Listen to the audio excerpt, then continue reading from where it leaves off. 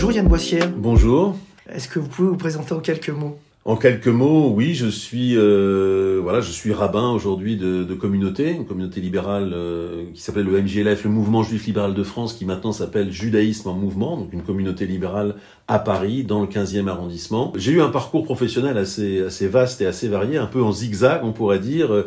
J'ai été d'abord scénariste pour le cinéma et pour la télévision. J'ai fait aussi de la publicité, de la recherche de noms pour des nouveaux produits, des choses comme ça, enfin des choses assez créatives, mais dans ce domaine-là. Et puis, à la suite de circonstances personnelles, je me suis investi dans le judaïsme. Je me suis converti, tout d'abord. Vous aviez aucun lien ? Ma famille n'était pas juive, donc c'était un moment extrêmement fort de rencontre à la fin des années 80 qui m'a fait m'impliquer corps et âme, j'ai envie de dire, dans la communauté, où j'ai exercé la fonction de directeur du Talmud Torah du MJLF pendant plus de 10 ans. Et puis ensuite, j'ai évolué pour faire des études rabbiniques et je suis revenu dans cette même communauté libérale en tant que rabbin où j'exerce depuis une quinzaine d'années. J'ai par ailleurs fondé une association qui s'appelle Les Voix de la Paix, qui fait du dialogue interconvictionnel. On aura peut-être l'occasion de préciser de quoi il s'agit, mais en tout cas qui est une chose très importante pour moi, qui élargit un petit peu le domaine et le champ de mon action. Et puis j'ai une activité aussi d'essayiste, d'écrivain essayiste sur des thématiques variées, mais enfin qui concernent plus ou moins la spiritualité, le judaïsme, une analyse de la situation des Juifs en France, des sujets connexes. Voilà. Vous êtes un homme occupé. Oui, en tout cas engagé dans l'action. Et alors, comment vous définiriez, parce que tout le monde ne sait pas forcément ce que c'est le mouvement libéral versus le mouvement classique ou orthodoxe, comment vous définiriez le judaïsme libéral par rapport Le judaïsme libéral, c'est du judaïsme qui partage avec les autres sensibilités les mêmes sources, la Torah, le Talmud, la littérature rabbinique et la même histoire, bien entendu. La dissociation s'est faite tardivement au 19e siècle, au début en Allemagne, vers 1820, la première synagogue libérale en Allemagne en 1820. Elle a cherché tout simplement à une époque cruciale pour le peuple juif, où les Juifs devenaient citoyens de leur pays, alors qu'ils vivaient dans des ghettos auparavant, il a cherché à articuler justement une position moderne, comment être juif et citoyen, pleinement juif selon la tradition, et en même temps pleinement citoyen d'un État qui nous accepte à l'égalité, théoriquement on va dire, et donc essayer d'articuler sa vie d'homme, sa vie de juif, sa vie de citoyen, avec l'idée que en posant les choses à l'identique, ça peut pas fonctionner, qu'il faut accepter de faire évoluer certaines choses, que le judaïsme est profondément évolutif. Et à la faveur de travaux érudits, en particulier par un rabbin, Abraham Geiger, qui a en quelque sorte théorisé le judaïsme libéral, on s'est aperçu qu'en fait, c'était pas quelque chose qui sortait de son chapeau, cette nécessaire évolution, c'est quelque chose qui avait toujours existé, qui simplement avait été figé par la situation politique du ghetto, mais que les rabbins du Talmud avaient eu une vision évolutive eux-mêmes du judaïsme. Et donc, c'était une manière de dire que la vraie nature du judaïsme, c'est de constamment évoluer par rapport à l'époque, pour être en consonance avec les besoins de l'époque et les besoins du peuple juif à chaque époque. Et c'est la raison pour laquelle le judaïsme libéral se revendique comme pleinement religieux, pleinement traditionnel, mais avec un souci de vivre en consonance avec l'époque. Vous parliez d'échanges interconfessionnels, mais est-ce que vous pouvez nous en dire plus ? Alors oui, le terme c'est interconvictionnel, c'est-à-dire basé sur le mot de conviction. En 2015, à la suite de cette période terrible vécue par la société française, période d'attentats, on s'est tous demandé en tant que citoyen qu'est-ce qu'on pouvait faire. Moi, en tant que rabbin, je faisais déjà beaucoup de dialogues interreligieux, donc j'avais envie de continuer cette veine-là, mais il fallait changer pour moi 2 curseurs. D'abord, étendre le dialogue interreligieux avec une base plus large, c'est-à-dire pas seulement faire discuter des religieux entre eux, mais des religieux avec tous les autres segments de la société, des artistes, des philosophes, des politiques, des sociologues, des autres religieux aussi bien sûr. Donc c'est élargir l'assiette à la notion de conviction, parce que tout le monde n'a pas la foi. La foi est clivante, celui qui l'a, celui qui l'a pas, disait Aragon. La conviction, tout le monde en a. Un philosophe a des convictions, un politique aussi, on suppose, en tout cas on espère. Et partager, venir au nom d'une foi quelle qu'elle soit, même si le judaïsme n'est pas vraiment une religion de foi, au sens en tout cas chrétien, chrétien, c'est quelque chose qui clive et qui peut vous fermer des portes assez rapidement. Parler de conviction, ça permet d'asseoir tout le monde autour de la table et effectivement d'avoir un dialogue. Ça, c'était le premier point. Le deuxième point, c'était de replacer cette action fermement dans le cadre de la laïcité. La laïcité non pas comme une opinion, mais comme une norme qui s'impose à tous. Et au nom de ces deux curseurs, on a monté donc cette association qui agit à différents niveaux, sur le terrain par des actions de proximité, avec des jeunes, etc. En entreprise aussi, parce que c'est un milieu où les convictions religieuses peuvent aussi s'exprimer. Et puis des événements symboliques de nature diverse, des colloques, des mouvements de réflexion. Et tout récemment, un voyage il y a 2 ans en Israël et en territoire palestinien qui a donné lieu à une magnifique exposition que l'on fait tourner actuellement dans différentes mairies, dans différentes institutions. Voilà, un spectre d'action assez large qui cherche tout simplement à faire dialoguer les gens dans une société qui s'atomise de plus en plus et où chacun a tendance à s'invectiver de plus en plus au nom de ses identités réelles ou fantasmées. Réorganiser des espaces de dialogue, c'est un petit peu l'ADN fondamental qu'on essaye de mettre en pratique. Et alors, à l'heure des réseaux sociaux, où effectivement on a l'impression qu'il y a une hostilité permanente, en tout cas sur certains réseaux sociaux et sur d'autres, chacun est dans son couloir et ne fréquente plus les autres. Vous avez une parole particulière, et cette parole, vous la portez notamment, et c'est comme ça qu'on se rencontre, c'est à cette heure-là qu'on se rencontre. Vous venez de faire paraître un livre qui s'appelle Le Devoir d'Espérance, et donc vous parlez de devoir d'espérance. Ça m'a tout de suite interpellé, le titre. C'est pas donc le droit à l'espérance, c'est le devoir d'espérance. Quelque part, c'est un effort, il y a un effort à accomplir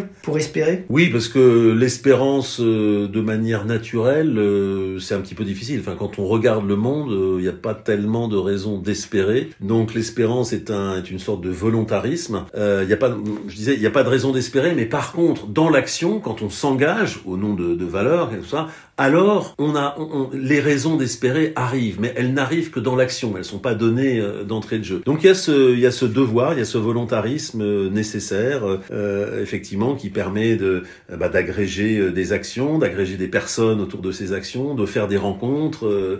Voilà, mais ça suppose toujours le pli, de prendre soi-même un pli de soi-même vers l'engagement et de construire des choses. Alors c'est vrai que le livre part de nécessaire espérance dans un monde extrêmement compliqué et dont je dis en fait que il est en train de muter de manière possible, etc. Mais mon sujet plus précisément, c'est le fait que l'homme, l'individu tel qu'on l'a connu, l'individu étant une construction historique aussi. Les figures humaines ont varié. La figure humaine des anciens, même de nos ancêtres juifs du temps du Temple, n'est plus la nôtre. On vit plus dans les mêmes sociétés, on vit plus selon les mêmes modalités humaines, etc. L'individu qui naît avec les sociétés libérales au XVIe, XVIIe, XVIIIe siècle est en train de muter, je dirais même d'exploser sous la pression de la révolution numérique. La révolution numérique produit des choses merveilleuses, notamment dans le domaine de la santé, mais elle est en train de changer notre anthropologie de manière fondamentale, beaucoup plus qu'on ne le pense, de changer même les notions de vérité, les notions de discussion. Vous disiez que les réseaux sociaux, c'est une toute petite face émergée de l'iceberg, etc., mais c'est typique. Dans les réseaux sociaux, on n'est plus dans une culture du débat, on est dans une culture du clash, de l'antagonisme général. Les réseaux sociaux ont besoin de susciter des oppositions plus ou moins d'ailleurs profondes, du buzz, parce que le buzz est créateur de valeur, c'est ça qui crée de la valeur, la publicité et des flux monétaires. Et donc on n'est plus dans le débat, on n'est plus dans l'échange d'idées, on n'est plus dans la raison et dans l'émotion. Et tous ces changements sont en train de modifier profondément notre anthropologie, parce que, et c'est la particularité de la révolution numérique, elle s'insère dans tous les domaines de la vie. Les autres révolutions concernaient des domaines économiques, industriels, plus ou moins vastes, mais enfin quand même limités. Le numérique s'insère même jusque dans nos intériorités. Notre intériorité n'existe plus, elle est en train d'exploser. Le fort intérieur, cette protection de l'individu, cette sphère subjective qui faisait notre liberté, notre liberté d'association, notre liberté d'action avec des autres choisis, etc. Tout ça est complètement en train d'exploser. Et donc, nécessité de recours justement à des spiritualités, à des religions qui ont une parole plus ancienne et qui maintiennent en quelque sorte, j'ai envie de dire, les grands curseurs de l'humanité. Alors effectivement, vous montrez qu'à l'ère du numérique qui a tout envahi, vous parlez effectivement d'une forme de rupture anthropologique, et vous montrez que, en tout cas moi j'ai lu ça au début de votre livre, vous montrez que alors qu'on nous parle à longueur de journée d'hommes augmentés, vous vous montrez qu'on part au contraire d'un homme détruit, d'une destruction de l'humanité, d'une forme de destruction de l'humanité, ce que vous venez de dire, celle qu'on a toujours connue, et qu'en réalité, pourquoi on a ce devoir d'espérance, c'est que on est face à quasiment une feuille blanche il va falloir réinventer quelque part l'humanité. Je me suis trompé, c'est à peu près ça? Non, c'est à peu près ça. Alors, je sais pas si on doit tout réinventer, mais en tout cas, on doit redécouvrir des vérités anciennes qui sont totalement recouvertes par le bruit du monde, par l'agitation. Ce que je dénonce un petit peu, c'est que c'est la suprématie de l'esprit au sens du mental, pas de l'esprit spirit, mais de l'esprit mind, diraient les anglo-saxons, du côté mental. C'est le projet moderne. Hein. Descartes définit le projet moderne, se rendre comme maître et possesseur de la nature. Comment? En projetant nos idées, notre raison sur le monde. Ça marche terriblement, ça produit la science, ça produit beaucoup de choses magnifiques, mais aujourd'hui on est dans une saturation de cette chose, de cette méthode de projection de nos grilles d'analyse, de nos idées, de nos idéalités sur le monde, et on croit, dur comme fer, à la solution. Un problème se crée-t-il, une crise est-elle apparue, alors qu'on débusque chaque jour, on trouve une crise nouvelle, parce que notre esprit est programmé comme ça, comme un os à ronger. Il faut trouver des crises, parce que ça nous permet de nous occuper, ça nous permet de nous concevoir comme intelligents, etc. Donc il y a une sorte d'hubris, de démangeaison permanente de crise et de solutions. Alors un problème apparaît-il que tout de suite on réunit 15 énarques, on pond 15 solutions en une heure. On fait une commission. Évidemment, personne ne les applique, parce que l'heure d'après, il y a déjà l'autre crise, etc. Et il y a l'autre commission qui se réunit pour, etc. Donc en fait, on multiplie le bruit. On est dans une période de saturation où la première fois, je pense qu'on est parmi les premières générations qui génèrent tellement d'informations qu'on ne peut plus même les absorber. Jusqu'ici, l'homme intelligent, l'honnête homme, etc., pouvait agréger des expériences différentes, politiques, poétiques, intimes, celles du fort intérieur, celles de la société civile, celles du politique, de l'action du citoyen, etc., et en faire des synthèses personnelles qui nous permettaient, de travailler notre individualité et de l'échanger avec des autres. Aujourd'hui, on est en obésité totale, on est complètement congestionné par la masse d'informations hyper négatives qui nous arrivent. Enfin, je veux dire, l'expérience de base, c'est l'expérience du journal télévisé chaque jour qui, pendant une demi-heure, une fenêtre étroite d'une demi-heure, déverse les malheurs infinis du monde. Et sur la 2, il vient de passer à 1 heure, d'ailleurs. Ah, et il vient de passer à 1 heure, exact. Et qui nous laisse avec un sentiment d'amertume, parce que face à ce déversement d'informations négatives, qu'est-ce que j'y peux? Factuellement, là, tout de suite, rien. Donc, on s'habitue à une espèce de cynisme, d'aquabonisme. Cicéron avait une phrase absolument extraordinaire. C'est comme s'il avait anticipé 2000 ans avant la télévision. Il dit, à force de voir des images d'événements horribles de manière répétée, nous sommes en train de construire une vision négative et amère de l'humanité. Enfin, c'est même encore plus fort que ça. Et c'est ce qui se passe. Donc, on reste complètement congestionné par cette borde d'informations qu'on n'a plus le temps de processer. C'est le syndrome de Mithridiate. C'est ça. On prend petit à petit du poison au bout d'un moment, il n'y a plus rien qui marche, quoi. Voilà, plus rien ne marche parce qu'effectivement les doses sont trop fortes et elles ne font qu'augmenter et donc elles marchent de moins en moins. Et alors, c'est ce que je théorise dans le livre, on est confronté à une sorte de contradiction qui accentue notre schizophrénie déjà un petit peu naturelle. D'un côté, on réagit à cette sorte de congestion par un surcroît d'activité mentale. Alors on le voit en politique par cette réunionite infernale, des solutions chaque jour, etc. On le voit aussi dans le monde de l'entreprise, avec les process, les processus, le contrôle, toutes ces sociétés de contrôle, etc. Et donc ça, c'est une attitude, et puis une attitude totalement contradictoire, qui en même temps est une sorte de défaitisme devant le triomphe annoncé ou supposé de la machine, on théorise notre défaite devant la machine serait plus intelligente, là où nous sommes perclus de biais, de subjectivité défaillante, etc., la machine n'en aurait pas, elle ne se fatigue jamais, et on délègue de plus en plus des pans entiers de notre action à des machines, et donc voilà, on est à la fois dans cette schizophrénie dont je ne sais pas quelle sera l'évolution ultime, mais à la fois une sorte de surathlétisme du mental et de prétention à solutionner le monde et en fait à ne faire qu'y ajouter du bruit. Et d'un autre côté, une attitude définie que j'appelle la déconviction, à savoir on se débarrasse de notre responsabilité en disant bah voilà, c'est les machines qui vont s'en occuper et donc la schizophrénie, cette schizophrénie actuelle est pour moi en fait la base de la crise spirituelle. C'est ça que j'entends en fait par crise spirituelle. Et c'est un défaitisme qui conduit quelque part au vide et au nihilisme, le fait de dire, enfin en tout cas pour la deuxième partie que vous évoquez, le fait de dire eh ben en fait je peux plus rien faire, donc en fait ne faisons rien quoi. Mais oui, c'est absolument déprimant d'être constamment placé dans une situation d'impuissance. Enfin, c'est ce qu'on cherche à nous, à nous vendre. Les problèmes globaux, enfin les guerres partout, les dévastations climatiques, et tout ça est une sorte. Ça, c'est le deuxième stade où j'entre un peu plus dans la spiritualité, est une crise de l'esprit. Parce que l'esprit, en fait, est une attitude extrêmement étroite de l'être humain. Elle est puissante, elle peut être géniale à ces endroits, mais c'est une bande passante extrêmement étroite. Il y a plein d'autres choses dans l'attitude humaine. Il y a le silence, il y a la méditation, il y a la reconnaissance, il y a la louange, il y a le fait de se relier avec quelqu'un. Tout n'est pas de l'ordre du problème et de la solution. On vit dans une société technique qui cherche à nous vendre sans cesse des problèmes et des solutions. Mais en réalité, c'est un prisme qui nous enferme. Il y a plein d'autres choses à faire, y compris parfois même ne rien faire est beaucoup plus puissant si on arrive à se relier de manière humaine avec les gens, à les écouter, à les entendre, à compatir, à les accompagner simplement dans l'action. Tout ça est beaucoup plus utile et puissant parfois que de fausses solutions mentales, encore une fois, qui ne font que quadriller un peu nerveusement et frénétiquement la réalité sans jamais rien résoudre.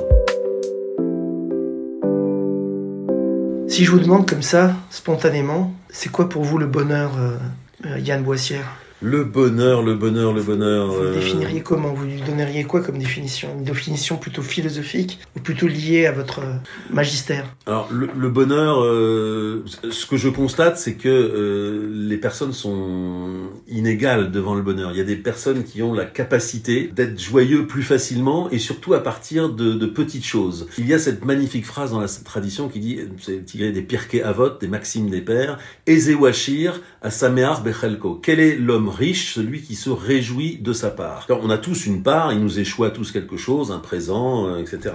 Après, ce présent, c'est vraiment comme le verre d'eau à moitié plein ou à moitié vide. On a la capacité d'en faire un sujet de réjouissance ou un sujet de frustration. Et ça, c'est vraiment la personne. Hein. Il y a cette phrase aussi du philosophe Clément Rosset qui dit « La joie est indépendante du phénomène ». J'aime beaucoup cette phrase parce qu'elle place la responsabilité. Donc, je dirais que le bonheur, c'est une question de responsabilité. Tout ne dépend pas de soi-même, bien sûr, des événements sont très malheureux, et ça, le rabbin le vit en permanence, des deuils, des disparitions tragiques, des accidents, des guerres, etc., pour lesquels on n'y est absolument pour rien. Mais là où on n'a pas forcément la responsabilité des événements, par définition, on ne l'a pas, on a peut-être un peu quand même la responsabilité de la manière dont on le vit et dont on le reçoit.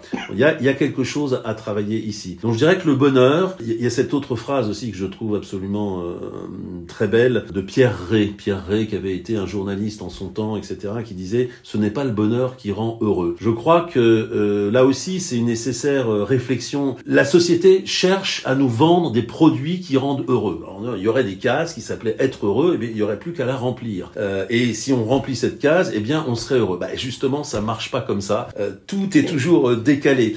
Donc, le bonheur, c'est quelque chose qui échappe. Je crois c'est quelque chose qui est un horizon que l'on peut travailler dans une certaine mesure, mais sans illusion. Et puis le bonheur, c'est fugace, c'est comme le désir, c'est quelque chose qui est sans cesse, qui échappe sans cesse, et c'est parce que ça échappe que ça nous crée un désir et ça nous donne une dynamique. C'est comme le Messie. Le Messie qui vient, c'est plus un Messie. Donc si le Messie veut garder son pouvoir d'attraction, il faut qu'il soit en train de venir, il faut qu'il soit à Devana, mais il peut pas venir. Comme disait Kafka, le Messie ne viendra que le lendemain de son arrivée. Le bonheur, c'est un peu pareil.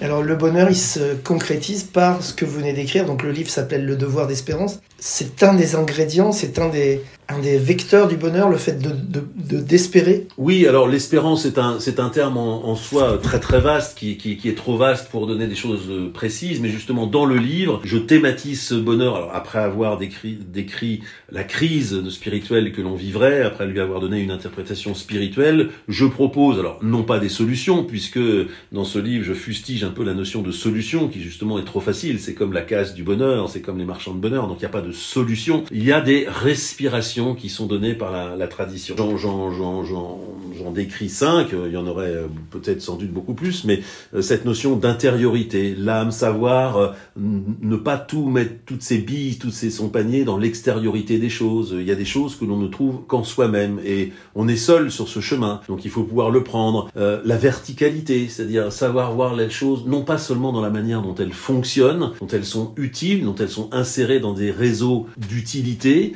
mais les voir dans leur hauteur, voir les choses magnifiées dans leur hauteur. L'hébreu, dans le vocabulaire de la prière, c'est absolument merveilleux. Bon, c'est pas l'objet d'ici de cette conversation, mais il y a des dizaines de termes différents pour la manière de magnifier les choses, de les voir dans leur dignité, de les voir dans leur hauteur, de les voir dans leur âme, dans leur lien avec le Créateur. Donc ça, c'est des choses qui se travaillent et qui fournissent pas un bonheur immédiat comme un produit d'une opération, mais en tout cas qui mettent sur le chemin.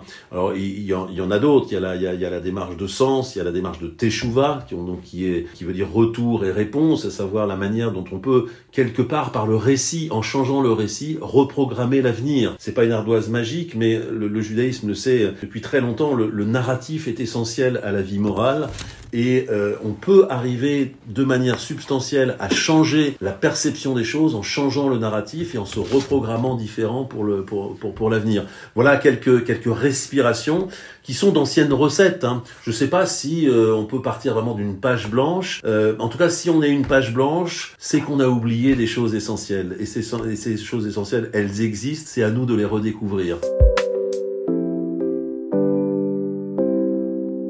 Alors je précise que je ne connais rien de votre famille, je ne connais rien de votre passé, de vos parents, je ne sais pas si vous avez des frères et sœurs, etc. Et si je vous demande quel souvenir heureux de votre enfance remonte spontanément à la surface, vous me répondez quoi? Spontanément, alors c'est vraiment du spontané. Ben c'est ça. Faire la vaisselle avec ma mère. Faire la vaisselle avec votre mère. Parce que c'était un moment de dialogue extraordinaire. Je lui racontais ce que je faisais à l'école. C'était en province? Alors c'était en province, dans une petite ville qui s'appelait Montargis. Enfin bon, il y en a eu d'autres, mais Montargis, donc 110 km. Dites la Venise du Gâtinais quand même. 110 km au sud de Paris, où j'ai passé quand même une bonne quinzaine d'années. Spontanément, faire la vaisselle avec votre mère. Oui, j'essuyais la vaisselle. Ah, vous essuyez. C'est-à-dire, elle la faisait et j'étais à côté d'elle et j'essuyais la vaisselle et on parlait. C'est étonnant votre question parce que je n'aurais jamais pensé répondre à un truc pareil. Mais de fait, si je joue le jeu de la spontanéité, c'est ça qui vient. Alors je vous sais amateur, plus qu'amateur, les grands lecteurs. Sur votre bureau là, je dévoile un secret. Il y a plein de bouquins, il y a des piles de bouquins. Vous aimez les livres, sans doute vous aimez également le cinéma, le théâtre, etc. Vous avez dit que vous aviez commencé dans ce domaine-là. Donc si je vous demande quel est l'auteur, alors ça va être compliqué d'en nommer qu'un peut-être, en dehors de l'aspect liturgique, en dehors de la Torah, du Talmud, etc.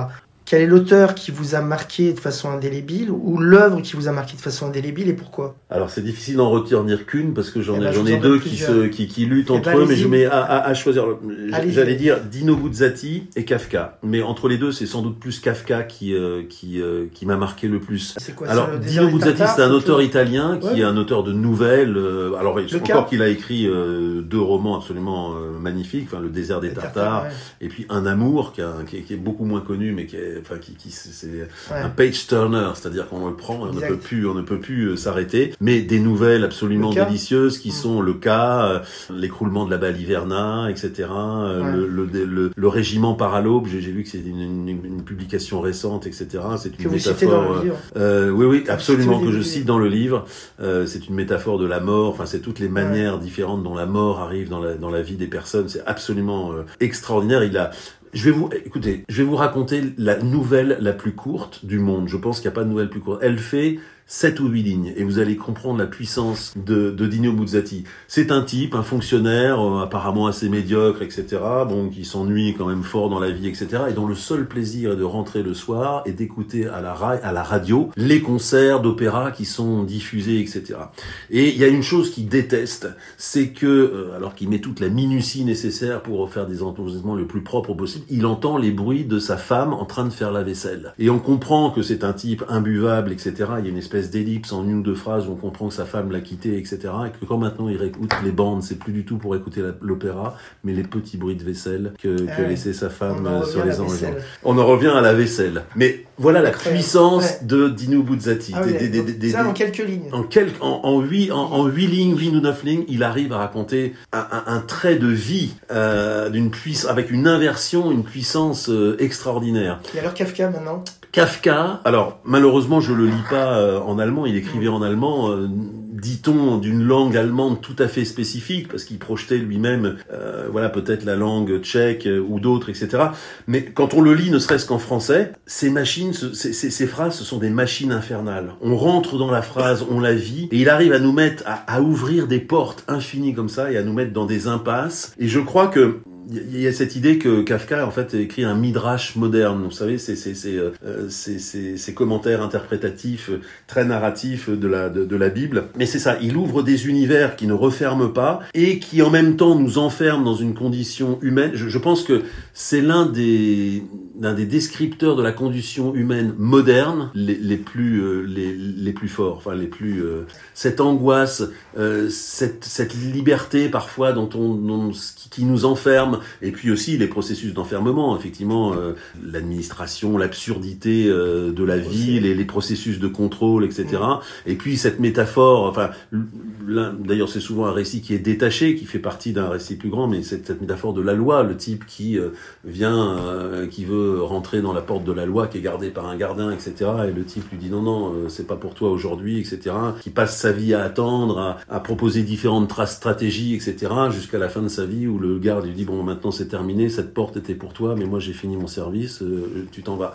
Et voilà la puissance, un petit peu comme Dino Buzzati, il y a quelque chose qui les rapproche d'ailleurs dans l'absurde, mais dans l'absurde comme étant une possibilité fondamentale de la vie. C'est un auteur qu'on peut relire, à la limite, c'est pas les histoires, une fois, il y a des livres, on les lit une fois, bon, quelque part, mais ne serait-ce qu'au niveau des phrases, la musicalité de la phrase vous emporte et vous enferme en même temps, c'est une expérience. Alors du coup, est-ce que ça vous a mis en colère de voir, il y a eu toute une vague depuis début 2024 de livres ou d'articles remettant en cause Kafka. Il y a une écrivaine ou écrivain, je sais pas comment on l'appelle, d'ailleurs je sais même pas si on peut vraiment lui donner ce titre-là, qui est passé dans une émission en prime time, comme on dit, pour dire qu'elle tuerait bien la métamorphose Grégor Samsa au bégon vert. Quand on sait que le bégon vert, en plus, c'est le même ingrédient que ce qui a été utilisé. Je pense que là oui, c'est extrêmement... Et avec un autre écrivain, donc on ne nommera pas, qui dit ah oui, tout à fait, là il faut vraiment supprimer ce... Voilà. Ça a dû vous mettre en colère. Oui, j'ai envie de dire pas plus que ça. C'est vrai que l'histoire du bégon vert, c'est là, on voit tout de suite la pensée nauséabonde qui est derrière. Donc, il faut renvoyer ces personnes à leur propre turpitude, leur propre détestation, leur propre racisme, antisémitisme, Dieu sait quoi. Franchement, moi, je trouve que c'est pas sérieux. Kafka, de toute façon, surnage à tous ces gens-là, dont on n'arrive même pas à citer le nom. Et voilà, je pense qu'il est au-delà des critiques de livres vraiment encore une fois, c'est ce que je dis un peu dans l'un. Moi, je préfère la louange. La critique est nécessaire. On a besoin d'esprit critique. On vit dans des sociétés où l'esprit critique est fondamental. Mais la louange, ça fait du bien aussi de temps en temps. De quoi ne voudriez-vous jamais vous priver, sous-entendu, pour être heureux ? J'ai envie de dire alors deux choses là aussi contradictoires, l'amour et le désir vers la vérité. L'amour parce que c'est quelque chose d'humain, on a besoin, on n'est pas humain seul, c'est impossible. On ne peut pas être humain seul. D'où le nom de mon podcast. C'est fondamental. Quel que soit le rapport, il peut être dégradé, il peut être mauvais, il peut être oppositif, etc. Mais on a besoin d'humanité, ne serait-ce que pour respirer. Voilà. Donc ça, je pense que c'est même impossible de s'en priver. Enfin, je veux dire, c'est bien même une technique de tortionnaire absolu que de priver les gens de liberté. C'est très évident, mais encore faut-il le rappeler, le drame des gens seuls dans la société. Je pense qu'il n'y a pas de drame plus cruel que celui-là. Et j'ai envie de dire le désir de la vérité, parce que j'ai souvent imaginé que dans des périodes de fait un peu sombres ou dans un certain isolement social que j'ai pu vivre à certaines périodes, l'idée consolatrice de la vérité, c'est-à-dire que imaginons un homme absolument seul qui vit des choses terribles, la possibilité de se décrire soi-même dans l'exactitude de sa situation, a un caractère consolant. C'est pour ça que c'est le drame absolu des fake news, en fait, ce déracinement total de l'effort vers la vérité. La vérité n'existe pas, enfin, personne ne la détient, bien évidemment, mais l'effort vers la vérité, vers l'exactitude, en tout cas, des mots, lui, existe. Eh bien, je pense que même quelqu'un de seul peut encore avoir cet effet consolant de la description de sa situation par un effort de vérité. Je pense qu'on a besoin de cette dimension des choses. Donc c'est deux choses très contradictoires. Quelque chose qui est l'inverse de l'intellectualité pure, c'est-à-dire l'amour, simplement le contact humain, quel qu'il soit. Et puis la chose qui est peut-être à l'opposé la plus abstraite, la capacité de se dire à soi-même la vérité, enfin d'être honnête vis-à-vis de soi-même, avec un effet consolant. Nouvelle question qui va vous paraître un peu ironique parce que vous êtes rabbin, donc en tant que rabbin, vous n'êtes pas que docteur de la loi, vous êtes un peu aussi docteur des consciences, et forcément vous avez un rapport très étroit avec tout ce qui est de l'ordre de la spiritualité. Mais donc cette nouvelle question, je l'ai introduite récemment avec une de mes interviewées. J'ai senti la question et du coup je la pose à tout le monde. C'est le rapport que vous avez, alors sinon avec la spiritualité, parce qu'on est d'accord que vous devez avoir un rapport très étroit avec, mais au-delà avec la mort. Il y a une de vos consoeurs qui travaille ici, qui a fait un livre... Vivre avec nos morts, oui. Quel rapport vous avez, j'ai envie de dire...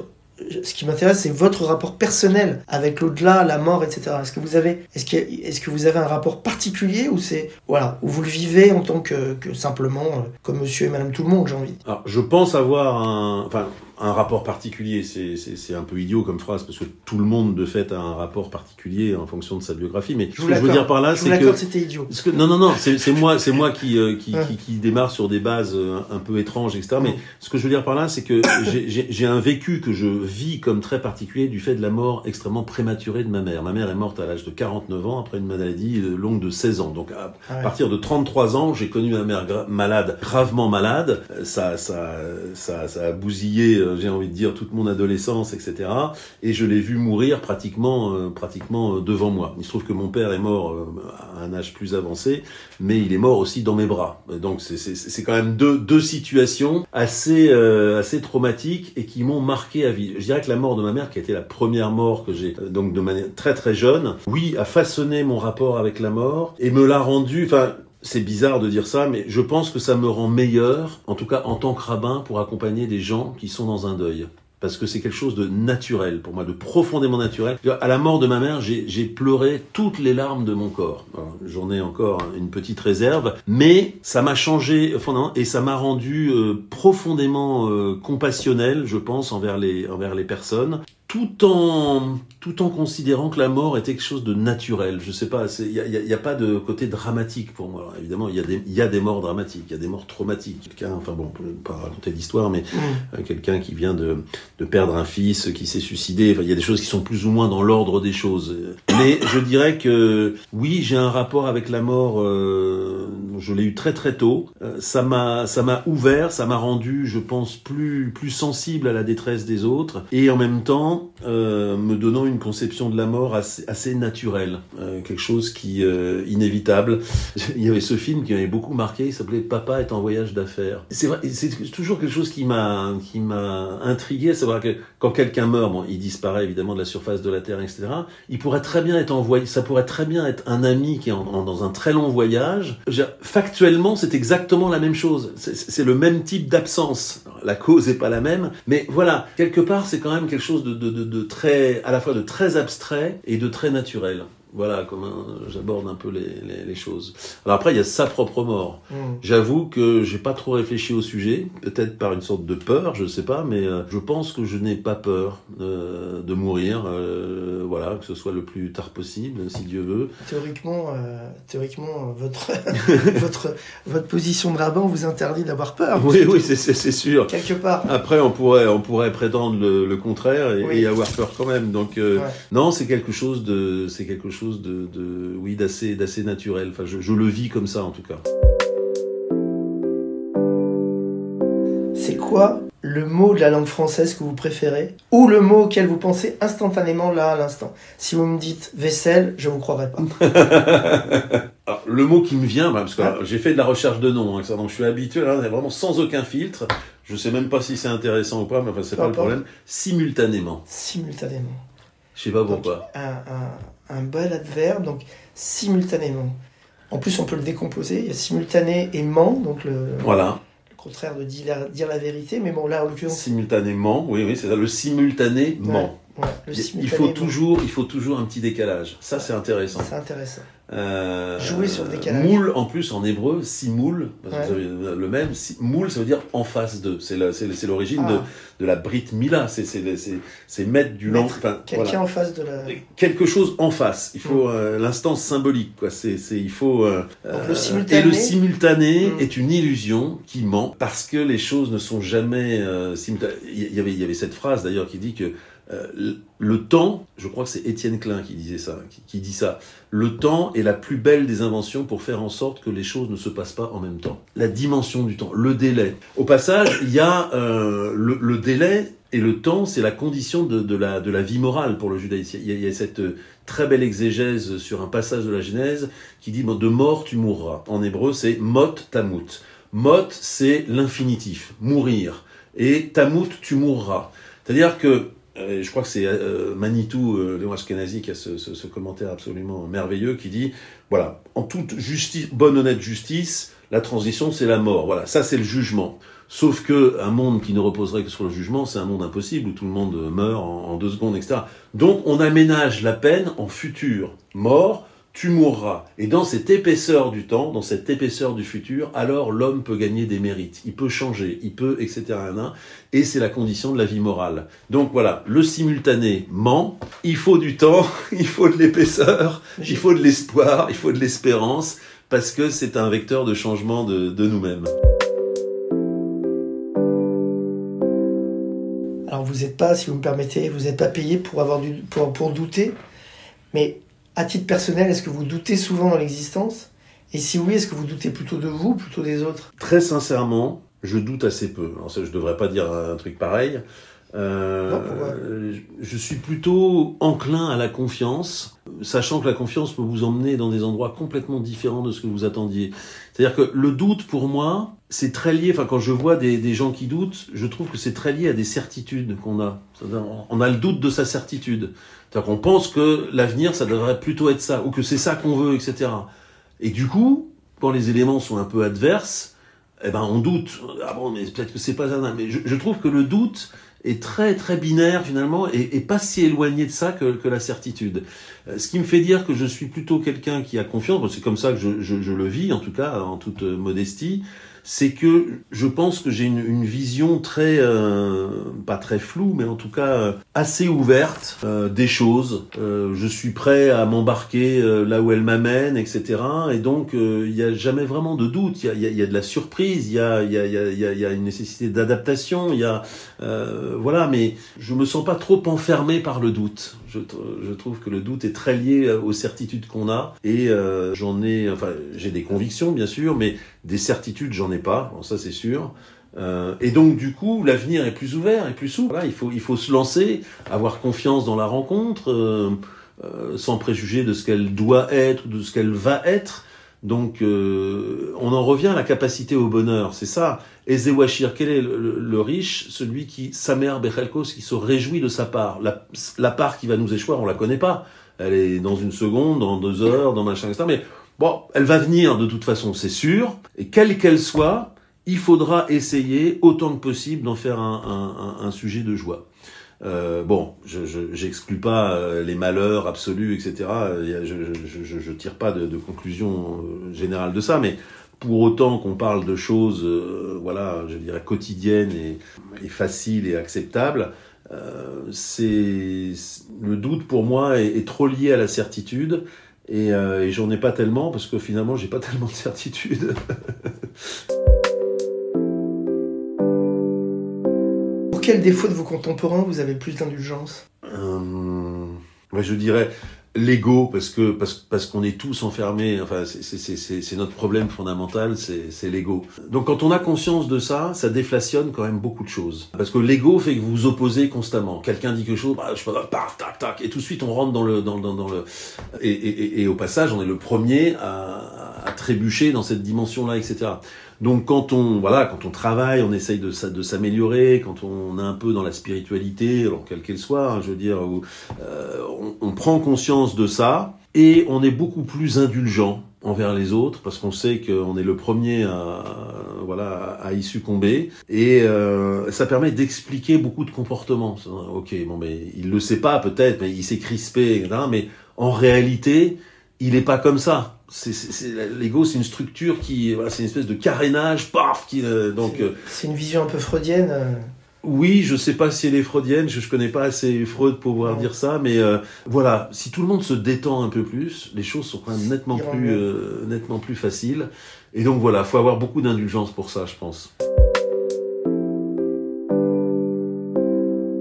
Alors on a commencé cet entretien, vous me parliez de verre à moitié vide et de verre à moitié plein.